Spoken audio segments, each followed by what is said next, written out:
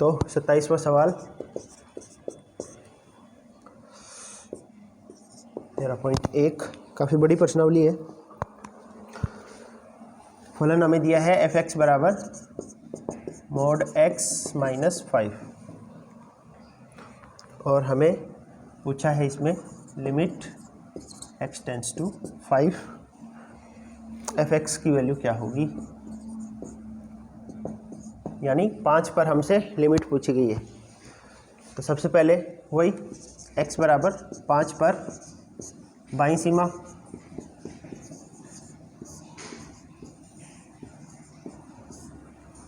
या left hand limit, तो ये हो जाती है f a माइनस 0 होती है, यहाँ पे a की वैल्यू 5 है, 5 माइनस 0 बराबर limit h tends to 0 f 5 minus h। अब इसकी वैल्यू यहाँ इसमें रखोगे फलन में, x की जगह हमारे पास 5 माइनस h है, तो लिमिट h टेंड्स टू 0 और इसकी वैल्यू इस फंक्शन से यहाँ पे जो है x उस पर तो मापांक लग जाता है, तो वैसे ही ये जो यहाँ हमारे पास है इस पर तो मोड लग जाएगा मापांक, और minus 5 limit h tends to 0। ये 5 में से कुछ छोटी सी संख्या आप घटाओगे तो ये 4.9 या इस टाइप की आएगी, धनात्मक रहेगी, तो मापांक आप हटाओगे तो प्लस ही रहेगा, धनात्मक पे कोई मापांक का असर नहीं होता, तो मापांक हटा दो, है ना। धनात्मक संख्या पे, ऋणात्मक होती तो आप चिन्ह बदल देते, धनात्मक होती है तो उसका चिन्ह वही रहता है, मापांक हटाओ तो भी। तो ये हो जाएगा लिमिट h टेंड्स टू 0 और ये 5 से 5 कट जाएगा माइनस h, और जब h की वैल्यू आप रखोगे 0 तो ये हो जाएगा 0। ऐसे ही राइट हैंड लिमिट है ना, इसलिए x बराबर 5 पर दाईं सीमा, तो f 5 plus 0, same to same ये सारे सवाल आपके 12th में है, अच्छे से अभी समझ लोगे तो 12th में इनमें दिक्कत नहीं है आपकी। Limit h tends to 0 f 5 plus h, तो ये हो जाएगा लिमिट h टेंड्स टू 0। अब इसकी वैल्यू यहाँ रखोगे तो ये हो जाएगा मापांक 5 प्लस h माइनस 5। अब ये भी धनात्मक संख्या है, इसका मापांक हटाओगे तो प्लस ही रहेगा ये, तो इस तरफ से ये हो जाएगा लिमिट h टेंड्स टू 0, मापांक हटा दो इसका 5 प्लस h माइनस 5। अब ये 5 से 5 कट गया, h बचा, h में जब लिमिट रखोगे तो इसका आंसर आएगा 0। अब 5 पे फलन का मान क्या होगा, तो x की जगह 5 और रख के देख लो, तो mod 5 माइनस 5, और 5 का मापांक 5 होता है, 0, तीनों बराबर है। तो लेफ्ट हैंड x बराबर 5 पर left hand limit, right hand limit और फलन का मान तीनों बराबर है, अतः सीमा का अस्तित्व होगा, और सीमा लिमिट क्या आएगी 0, तीनों बराबर है और 0 के बराबर है, तो ये लिमिट हो जाएगी इसकी। ठीक है, ऐसे करना है। अब इससे अगला जो है 28वां,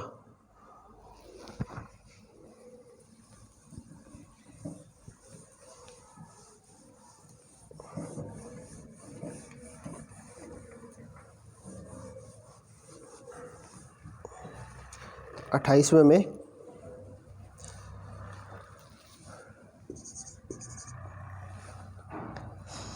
हमें दिया है f(x) बराबर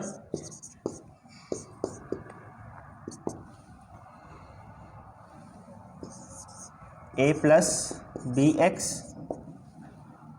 जब x का मान 1 से कम हो, दूसरा है 4 जब x इज इक्वल टू 1, और तीसरा है b minus ax when x is greater than 1। तो और यदि साथ में हमें दिया है, यदि limit x tends to 1 fx is equal to f1। तो a और b के संभव मान क्या है? तो a और b के मान बताने आपको। तो इसकी लिमिट एग्जिस्ट करती है एक पर, और वो किसके बराबर है? f1 यानी 4। यहाँ 1 रखोगे तो ये वाला x का मान 1 हो तो उसके लिए मान क्या आता है? 4। तो f1 की वैल्यू यहाँ पे क्या दे रखी है अपने को? ये समझ आया? नहीं है? fx बराबर 3 है। अगर x का मान 1 से कम होगा तो फलन ये आएगा। x का मान 1 के बराबर है तो इसका मान ये होगा। x का मान 1 से बड़ा लोगे यहाँ पे तो फिर फलन ये काम में लेना है। इसका मतलब ये है। तो जब आप x की जगह आप यहाँ क्या रख रहे हो? 1। यहाँ 1 रखोगे तो x बराबर 1 के लिए फलन कौन सा लोगे? ये वाला लोगे। तो f1 की वैल्यू कितनी आएगी? 4। अगर f0 की पूछता मैं तो फिर ऊपर वाला फलन काम में लेते। f2 का लिखता तो फिर ये वाला फलन काम में लेते आप, है ना? तो f1 की वैल्यू कितनी है? 4। तो यहाँ पे f1 के बराबर है इसकी लिमिट, मतलब ये कहना चाह रहा है कि 1 पर इसकी लिमिट 4 है।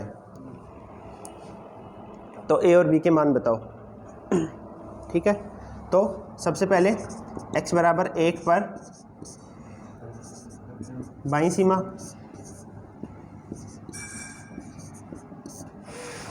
यानी लेफ्ट हैंड लिमिट, तो क्या हो जाएगा? f1 minus 0 limit h tends to 0 f1 minus h। इसने ये लाइन देने का मतलब ये हो गया, ये बोल रहा है कि इसकी सीमा का अस्तित्व है 1 पर, और वो सीमा कितनी है? 4। और सीमा का अगर अस्तित्व है तो हम जानते हैं left hand limit, right hand limit और फलन का मान तीनों 4 के बराबर आएंगे। तो ये लेफ्ट हैंड लिमिट निकाल रहे हो, इसका मान भी कितना आना चाहिए? 4 आना चाहिए, है ना? तो या इसको मैं सीधा ऐसे ही लिख दूं, लेफ्ट हैंड लिमिट बराबर 4 ये आनी चाहिए, और राइट हैंड लिमिट भी 4 आनी चाहिए। तो लेफ्ट हैंड लिमिट का फॉर्मूला f1 माइनस 0 बराबर 4। इसका सूत्र लगा देते हैं, limit h tends to 0 f1 minus h बराबर 4। इसको सॉल्व करोगे, limit h tends to 0 1 minus h, 1 से छोटा है ये अंदर की वैल्यू, कौन सा फलन आएगा? पहला आ जाएगा a plus b x, x की जगह ये आएगा। ये चीज़ समझ आ गई तो पूरी प्रश्नावली आपको समझ आती रहेगी, है ना? पहला फलन था f(x) बराबर a plus b x, x की जगह हमारे पास 1 माइनस एच है तो वहाँ पे भी 1 माइनस एच आ गया। अब आप इसमें लिमिट रख दोगे, h की वैल्यू 0 रखोगे तो इसका मान क्या आएगा? यहाँ से a प्लस बी बराबर 4, समीकरण नंबर 1। ठीक है, अब की बार इसने उल्टा पूछा आपसे, इसने दे दिया कि 1 पर इसकी लिमिट का अस्तित्व है, तो इन a और b का मान बताओ। तो लिमिट का अस्तित्व है तो हम बताएंगे कि लेफ्ट हैंड लिमिट, फलन का मान तो दे ही रखा है 4, तो मतलब लेफ्ट हैंड लिमिट का मान भी 4 आएगा, राइट हैंड लिमिट का भी 4 आएगा। तीनों बराबर होंगे तभी सीमा का अस्तित्व होता है, और ये पहले से बोल रहा है कि सीमा का अस्तित्व है। मान दे दिया, इसका मतलब इसकी लिमिट एग्जिस्ट करती है, इसकी सीमा का अस्तित्व है तो फिर लेफ्ट हैंड लिमिट का मान भी इतना ही आएगा और राइट हैंड लिमिट का भी इतना आएगा। लेफ्ट हैंड लिमिट हमने निकाल दी और 4 के बराबर है तो एक समीकरण मिल गई। अब राइट हैंड लिमिट, ये भी 4 आनी चाहिए, तो राइट हैंड लिमिट बराबर भी 4 आएगा। राइट हैंड लिमिट का मतलब हो गया f1 प्लस 0, और इसका सूत्र लगा दो, limit h tends to 0 f1 plus h बराबर 4। अब limit h tends to 0, value रखो, x की जगह 1 प्लस h 1 से बड़ी संख्या है तो फलन ये वाला आएगा तीसरा, तो आप यहाँ लिखोगे b माइनस a, x की जगह ये आ जाएगा 1 प्लस h बराबर 4।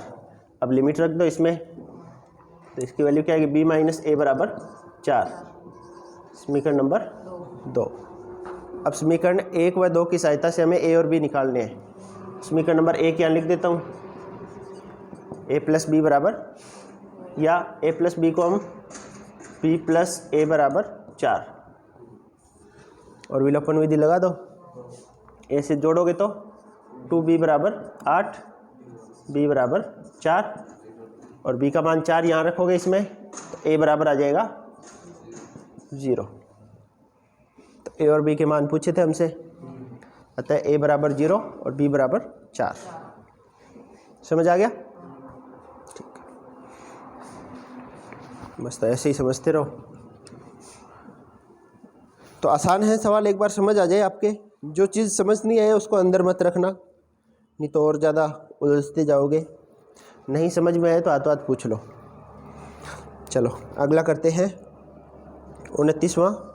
मान लीजिए a1, a2, an अचर वास्तविक संख्याएं हैं और एक फलन f(x) बराबर x minus a1, x minus a2, x minus an से परिभाषित है, तो limit x tends to a1 f(x) क्या होगा? जहाँ पे a1, a2, an के लिए limit x tends to a f(x) का परिकलन कीजिए।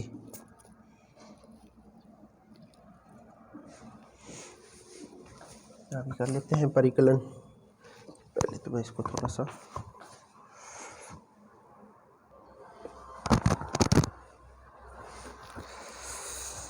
तो 29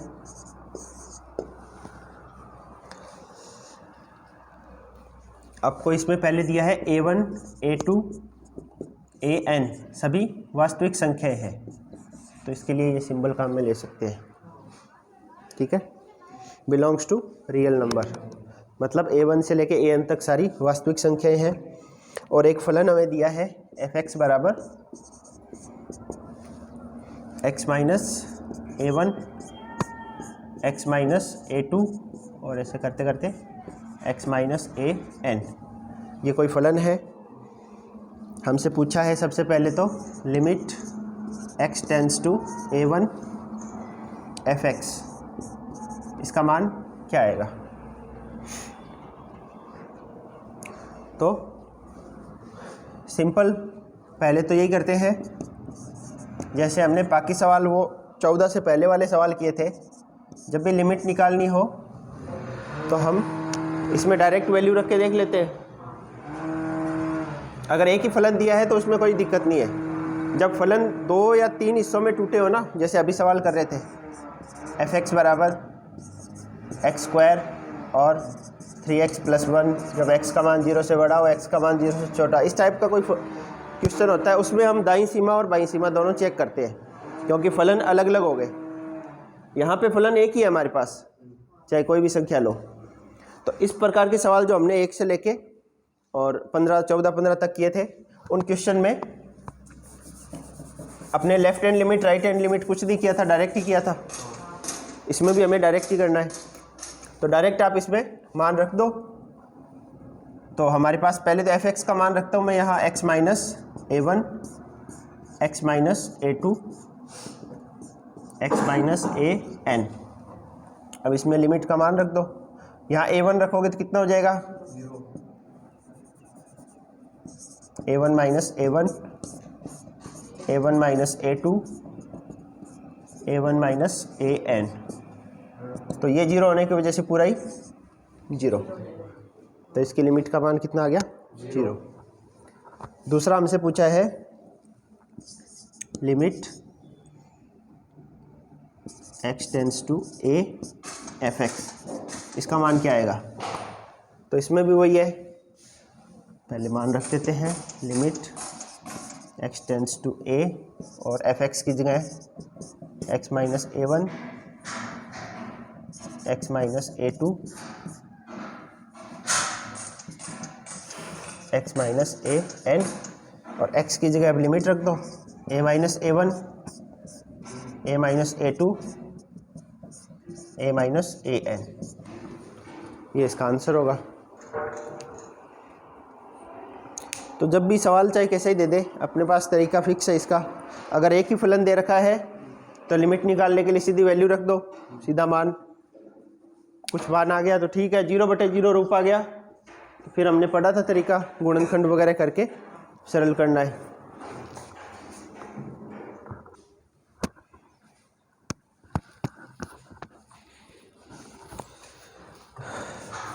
नेक्स्ट है अपना 30वां, मिटाना पड़ेगा पहले।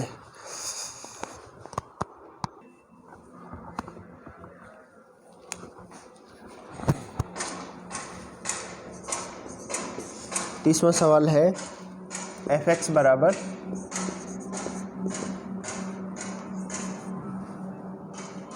mod x प्लस 1 जब x का मान 0 से छोटा हो, 0 when x is equal to 0 and mod x minus 1 when x is greater than 0। तो a के किन मानों के लिए limit x tends to a f(x) का अस्तित्व होगा। यानी अगर इस लिमिट का अस्तित्व है तो कौन कौन से a है जिनके लिए इस लिमिट का अस्तित्व हो सकता है, देखते हैं। पहले इसके लिए हम लेफ्ट हैंड लिमिट किस बिंदु a पर, x बराबर a पर बाईं सीमा, यानी लेफ्ट हैंड लिमिट निकालते हैं तो a माइनस 0 सूत्र लग जाएगा इसका, limit h tends to 0 f a minus h, limit h tends to 0 a minus h फलन का मान, x का मान a से कम है पर a कोई अगर धनात्मक संख्या है ना, a को कोई पॉजिटिव नंबर लेते हैं अभी, तो इनमें से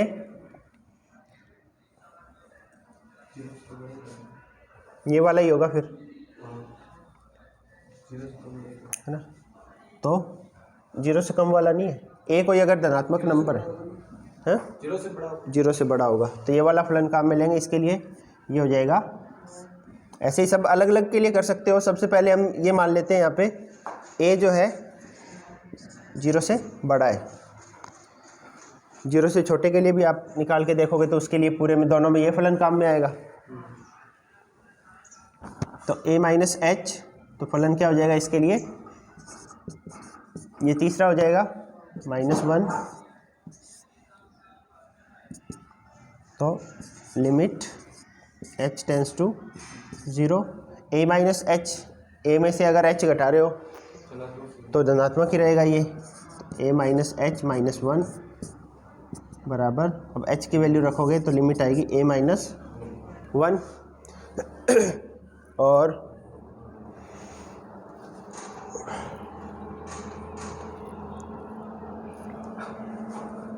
इसके बाद में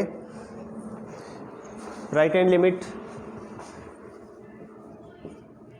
यानी f a प्लस 0, ये हो जाएगा limit h tends to 0 f a plus h, ठीक है।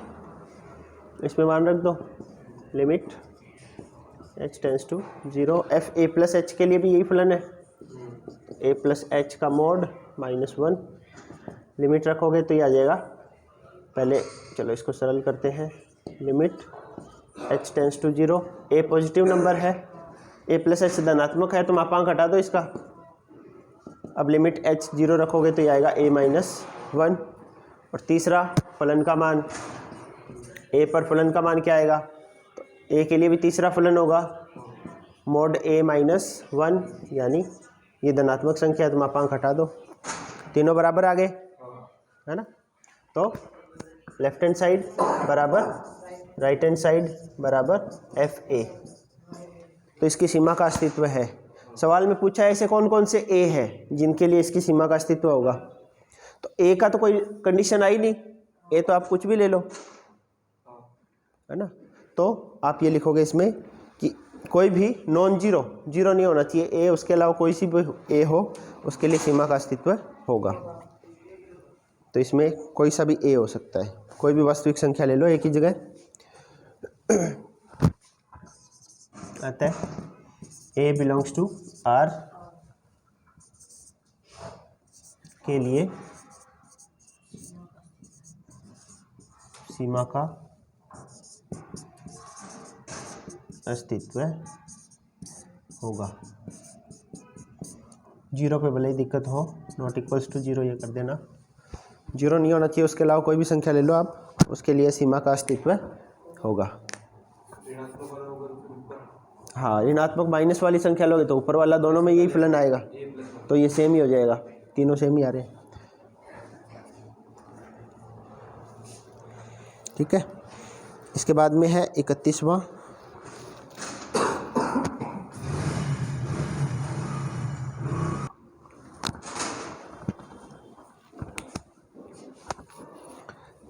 सवाल,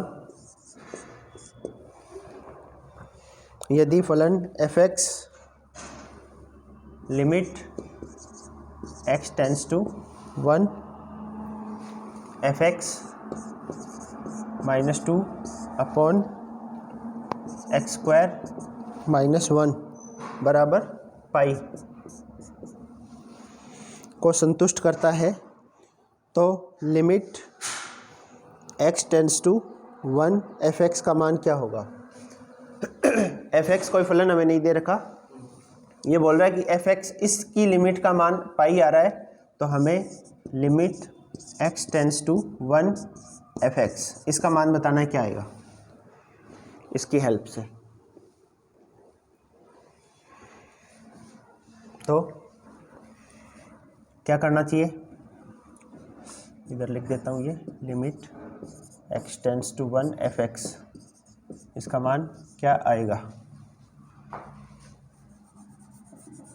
f(x) हमें नहीं दिया हुआ, तो सबसे पहला हमने ये पढ़ा था लिमिट्स की, जहाँ सीमा की प्रमेय वगैरह पढ़ी वहाँ पे कि लिमिट जो है वो उसको अगर बटे में संख्या आपको फलन दे रखा है तो अलग अलग लिख सकते हैं, पढ़ा था ये। तो इसको भी हम अलग अलग कर देते हैं, limit x tends to 1 f(x) -2 upon limit x tends to 1 x² -1, ठीक है, बराबर पाई। फिर लिमिट x टेंड्स टू 1, अलग अलग कर दो इसको भी, f(x) minus limit x tends to 1 2 बटे में जब इसमें आप लिमिट रख दो, रखोगे तो क्या आएगा, रखो भी मत, इसके साथ इधर मल्टीप्लाई कर दो, फिर रखेंगे, तो बराबर pi into limit x tends to 1 x² -1। तो अब ये हो गया limit x tends to 1 f(x) जिसका मान हमें निकालना था, माइनस जब इसमें लिमिट रखोगे तो इसका मान 2 ही आएगा, और इधर इसमें जब लिमिट रखोगे पाई इंटू 0, उसमें जब x का मान 1 रखोगे आप तो ये 0 हो जाएगा, तो ये पूरा ही 0 हो गया। तो limit x tends to 1 f(x) का मान कितना आएगा 2, ये 2 उधर चला जाएगा, ये 0 है, तो इसकी सीमा का मान पूछ रखा है, तो इसकी लिमिट आएगी 2।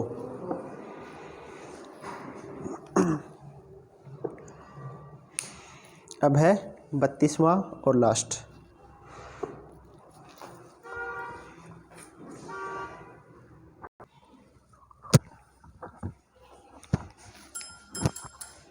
तो 32वां सवाल है, किन पूर्णांकों m और n के लिए लिमिट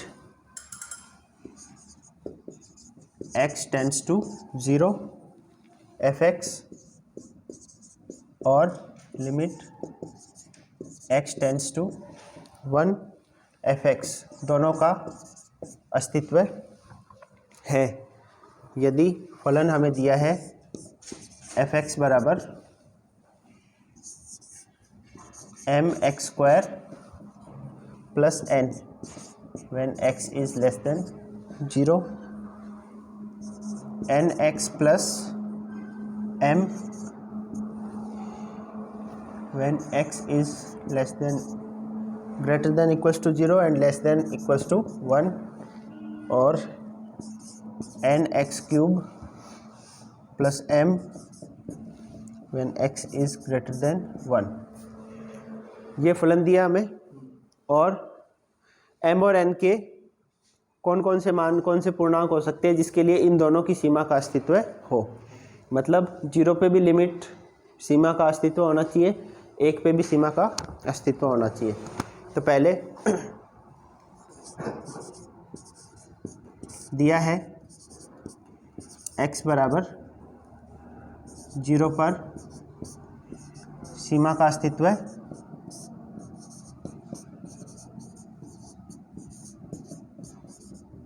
है। ठीक है, सवाल में दिया है कि ये दोनों की लिमिट एग्जिस्ट करती है, दोनों की सीमा का अस्तित्व है, तो m और n का मान बताओ। तो सबसे पहले तो x बराबर 0 पर अगर सीमा का अस्तित्व है तो x बराबर 0 पर left hand limit, right hand limit और 0 पर फलन का मान तीनों बराबर होंगे। ठीक है, अब इन तीनों में से हमें कौन से सेलेक्ट करने हैं? दो ही फलन दे रखे हैं, जब 0 का मान x का मान 0 से कम हो तो ये वाला फलन है, और जब x का मान 0 से बड़ा या बराबर हो तो ये वाला फलन है। तो x बराबर 0 पर आप फलन का मान देखोगे तो भी यही आएगा, और x बराबर 0 से बड़ा यानी राइट हैंड साइड जो होती है ना, जैसे इसको हम क्या लिखते हैं, f0 माइनस 0, f0 प्लस 0 और ये f0।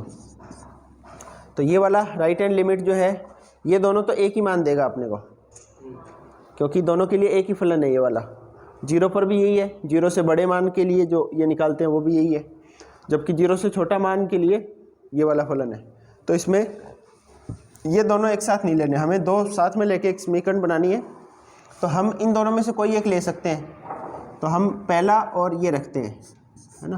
तो f0 माइनस 0 बराबर f0 से, क्योंकि हमें समीकरण बनानी है। ये दोनों अगर बराबर लोगे तो दोनों का एक ही मान आएगा, कोई मतलब नहीं बनेगा।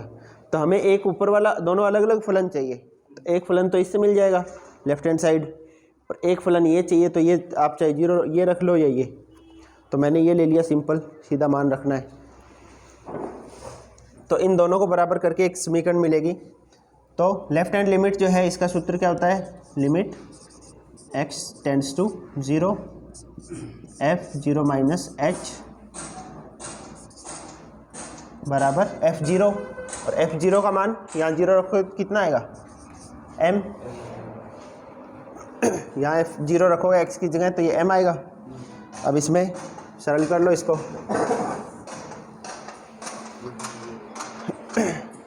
तो ये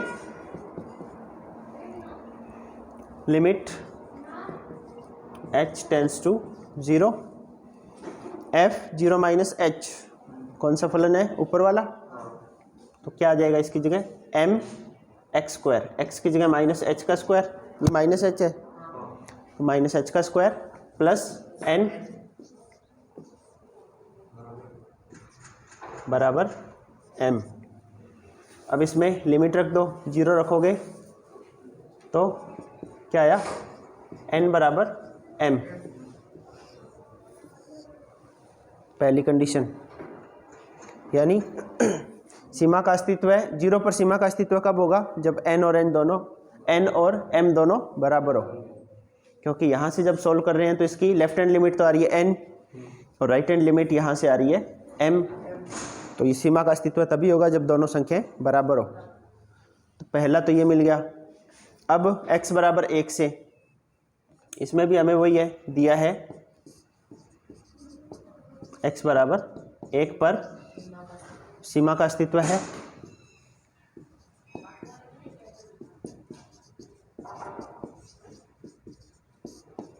तो 1 पर लेफ्ट हैंड लिमिट, x बराबर 1 पर लेफ्ट हैंड लिमिट बराबर राइट हैंड लिमिट बराबर 1 पर फलन का मान, तीनों बराबर होंगे। इसमें से कौन से, यानी ये क्या हो गया, 1 माइनस 0 f1 प्लस 0 बराबर f1। अब कौन सा लेना है, कौन से दो रखने हैं साथ में? 1 के लिए ये फलन है और 1 से छोटे के लिए भी यही फलन है। तो 1 से छोटा ये और ये दोनों एक ही मान देंगे अपने को, तो इनमें से तो एक रखते हैं, तो इन दोनों को ही रख लेते हैं। अब f1 प्लस 0 बराबर f1 से, क्योंकि ये और ये दोनों एक ही मान देंगे अपने को, 1 के बराबर या उससे छोटा, दोनों के लिए एक ही फलन है। तो अब इसमें रखते हैं मान, ये क्या हो जाएगा, राइट हैंड लिमिट है, तो limit h tends to 0 f1 plus h बराबर f1, 1 पे इसका मान क्या है, n प्लस m, है ना। 1 रखोगे तो x की जगह यहाँ 1 रखोगे तो n प्लस m, और इसमें 1 प्लस h 1 से बड़ा फलन है, तो इसके लिए लिमिट क्या हो जाएगी, limit h tends to 0, 1 plus h के लिए ये फलन है, तो n इंटू 1 प्लस h की पावर 3 प्लस m बराबर n प्लस m। चलो मैं उधर ही लिखता हूँ फिर।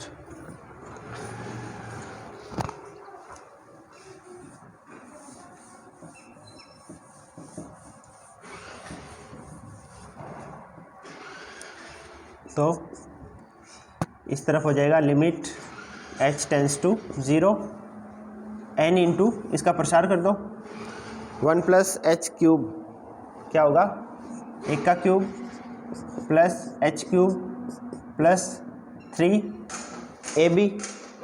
ab यानी 1 into h 1 plus h plus m बराबर, सूत्र याद है क्या, ये वाला, तीनों को याद नहीं है, याद है?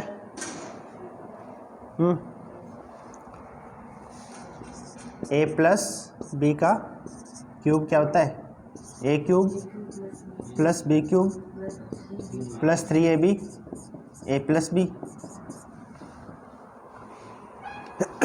तो वही लगाया हमने, a की जगह यहाँ पे हमारे पास 1 है और b की जगह h है, तो 1 1 का क्यूब h का cube plus 3 1 into h 3h 1 plus h। सूत्र याद रखो, सूत्र के बिना मैथ में क्या होगा। तो ये हो गया 1 प्लस, अंदर मल्टीप्लाई करोगे ये h cube plus 3h plus 3h square plus m बराबर n प्लस m। अब जब लिमिट रखोगे इसमें, तो ये तो h की जगह 0 रखोगे तो सारा 0 हो जाएगा, ये 1 बचेगा, 1 का n से गुणा करोगे तो n प्लस m बराबर n प्लस m। तो इसको तो कहीं दिक्कत ही नहीं है, हमेशा बराबर आ रहा है ये, तो इसके लिए तो n और m चाहे कुछ भी हो कोई फ़र्क नहीं पड़ रहा। तो 1 पे तो लिमिट हमेशा एग्जिस्ट करेगी, चाहे n और m कोई भी संख्याएं हो, परंतु जो 0 पे था उसके लिए कंडीशन है कि n और m बराबर होने चाहिए, तभी सीमा का अस्तित्व होगा। तो सवाल में पूछा था हमें किन किन पूर्णांकों m और n के लिए 0 और 1 पर सीमा का अस्तित्व होगा। तो इसका आंसर जो दे रखा है आपकी बुक में,